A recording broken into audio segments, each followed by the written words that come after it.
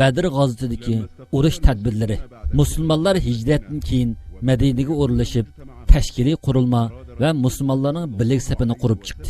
Musulmonlarning qabilalar orasidagi hayvasini yuqori ko'tarib, boshqa qabilalarni islomiy chaqiriqqa moyil qilish uchun musulmonlarga uzoqdan beri aziyat berib kelayotgan Makka mushriklarning hayvasini yerga urib, zulmini to'xtatishga bel bog'ladi. Hamda mushriklarning savdo karvoniga qarshi qo'shin avatdi. Hijratning 2-yili Ramazon oyida Abu Sufyan qo'mondonligidagi cho'ngbur savdo karvonining Shamdan qaytib kelayotganligi xabari Payg'ambar alayhisolamga yetdi. Payg'ambar alayhisolam bir qism minadigan uloqlari bor sahobalarga tayyorlik qilishga buyurdi. Payg'ambar alayhisolam tayyorlikka bitgan 317 sahabini boshlab Madinadan yo'lga chiqdi va Makka mushrik karvonining ahvolini egallash uchun chorlashga oldin chorlig'ichi guruh avatdi. Abu Sufyan musulmonlarning yo'lga chiqqanligini bilib, yordamga qo'shin avatib, savdo karvonini himoya qilishni talab qilib, Zamzam ibn Amirni Makkaga avatdi. Bu xabarni anglagan Quraysh mushriklari qattiq g'azablanib, jangga tayyorlik qildi. Ular Abu Jahlning qo'mondonligida o'zini ko'z-ko'z qilishib, takabburlik bilan Madina tarafga qarab saldak oqdi. Abu Sufyan musulmonlardan qo'rqib, Madinaning shimolidan agib o'tib, Badrga yaqinlashganda karvonni to'xtatib qo'yib, atrofni chorlash uchun bir qancha odam bilan Badr quduqiga bordi. Payg'ambar alayhisalom avatgan chorlig'ichi guruhni ko'rib, darhol karvonni boshlab, dengiz sohilini bo'ylab uzoq yo'l mingandan keyin musulmonlarning qo'shinining qutulganligini bildi. Orqadan Qays ibn Amirul Qaysni savdo karvonining musulmonlarning hujumidan qutulganligi to'g'risidagi xabarni yetkazish hamda ularni Makka qaytib ketishga undash uchun avatdi. Qays Abu Jahl bilan Juhba degan yerda uchrashdi, lekin Abu Jahl qaytishni rad qildi. Musulmon qo'shinlari Zafron jilg'isiga kelganda mushrik karvonining Badrdan o'tib ketib bo'lganligini, Makka mushriklarining musulmonlar bilan urush qilish uchun Makkadan yo'lga chiqqanligini bildi. Payg'ambar alayhisalom qo'shinni to'xtatib, sahobalar bilan maslahatlashdi. Maslahat qilish orqali Quraysh mushriklari bilan jihad qilishga birlik keldi. Musulmonlar Badr tuzanligiga yetib kelib, Katiba Hannon degan yerdagi vodiyning yoniga tushdi. Bu o'rin uch tarafi qo'rshalgan, keng ketgan yer edi. Lekin bu yerda suv yo'q edi. Hubab ibn Munzir radhiyallohu anhu Payg'ambar alayhisalomga qo'shinni oldiga olib, jang maydonidagi quduqlarni hammasini egallab olish taklifini berdi. Payg'ambar alayhisalom uning taklifini qabul qilib, mushriklar tarafidagi eng oxirgi quduqqa tushdi. Musulmonlar u yerda ko'l yasab, ko'lni suvga toshqizdi. Mushriklarni suvsiz qoldirish uchun boshqa quduqlarni hammasini tundirib etdi. U yerda Payg'ambar alayhisalomga chedir qurildi. Payg'ambar alayhisalom chedirda kechalarini Allohdan musulmonlarga yordam berishni talab qilib, duo va iltijolari bilan o'tkazdi.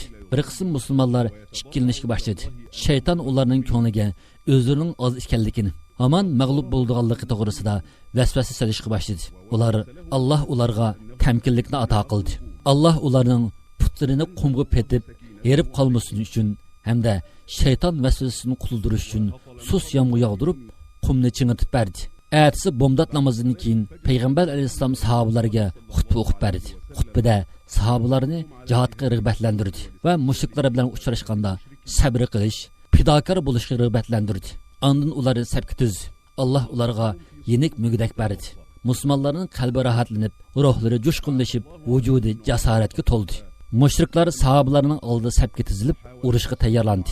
Asad ibn Abdul Asad Mahsumayn ko'lni egallashga uringanda Hamza ibn Abdul Muttalib radhiyallohu anhu oldin to'sib o'ldirdi. Utba ibn Valid, uning bir tuqquni Shayba va uning bolasi Valid qatorliq 3 mushrik maydonga tushdi. Ularga qarshi 3 ansor maydonga tushganda Makka mushriklari o'zlari bilan maydonga tushadiganlarning muhojirlardan bo'lishini talab qildi. Payg'ambar alayhisalom ularga qarshi muhojirlardan Hamza ibn Abdul Muttalib radhiyallohu anhu, Ubayd ibn Haris radhiyallohu anhu, Ali ibn Abi Talib radhiyallohu anhu qatorliqlarning o'tirg'i chiqishiga buyruq berdi. Hamza radhiyallohu anhu Shaybani, Ali radhiyallohu anhu Validni o'ldirdi. Ubayd ibn Haris radhiyallohu anhu bilan Utba tanglashib, ikkilisi og'ir zaxmlangan edi. Hamza va Ali radhiyallohu anhumlar uning hujum qilib o'ldirdi. Ubayd ibn Haris radhiyallohu anhu saf ichiga elib ketildi.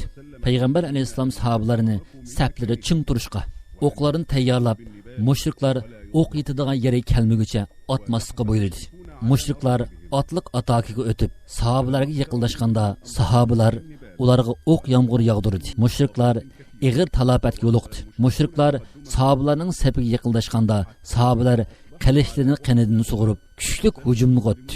Jang qizib ketdi. Payg'ambar alayhissalom chadirda turib Alloh qattiq esildi. Alloh taolo musulmonlarning irodasini chingitdi. Musulmonlar mushriklarning qo'l va boshlariga urishga boshladi. Mujohidlarning botirligi namoyon bo'ldi. Bo'libmi ularning ichidan Abu Bakr roziyallohu anhu, Umar roziyallohu anhu, Ali roziyallohu anhu, Hamza roziyallohu anhu va Miqdad roziyallohu anhu qatorliqlar botirligini alohid namoyon qildi. Payg'ambar alayhissalom bir uchum to'pini elib maydonga tushib, mushriklar to'pi mag'lub qilinadi, orqa qarab chekinadi degan holda mushriklarga qaritib etishga boshladi. Allohning izi bilan mushriklardan birisimi qolmay hammasi zaxmlandi. Mushriklarning saflari yimirilib, sahobalarning va farishtalarning qilichi ostida yer tishlashga boshladi. Abu Jahlning yaqinlari ansirab, uning atrofini qorishab qo'g'dashga boshladi. Muaz ibn Afroh bilan Muaz ibn Amrul Jamuh radhiyallohu anhu ahvolni kuzib, Abu Jahlni ig'ir zaxmlantirish maqsadiga yetdi. Orqadan Abdullah ibn Mas'ud oldirab kelib, Abu Jahlni o'ltirib, kallasini Payg'ambar alayhissalomning yoniga elib keldi. Allohning kuch-quvvat berishi va yordam bilan musulmonlarning botirligi namoyon bo'ldi. Mushriklarning qalbini qo'rqinch egallab, bir qismi qochishga boshladi. Bilal radhiyallohu anhu Makka da o'zini qattiq azoblagan va qiynagan Umayyidni xalabni ko'rdi. Musulmonlar uningga cho'qan silishdi. Bilal uni tutib, o'z qo'li bilan o'ldirdi.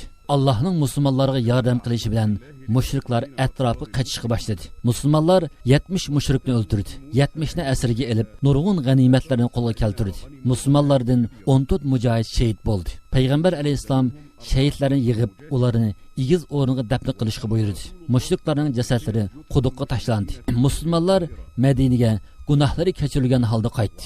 Shuning bilan Badr g'azoti tarix betida haq bilan botil ayrilgan, haq yo'lda sabr qilib ching turgan oz sonliq, ko'p sonliq botil tarafdorlari ustidan g'alaba qilgan kuni deb yozilgan bo'ldi. Yo'lboshimiz Muhammad sallallohu alayhi va sallamga va uning sahobalariga Allohning rahmati hamda salomi bo'lsin.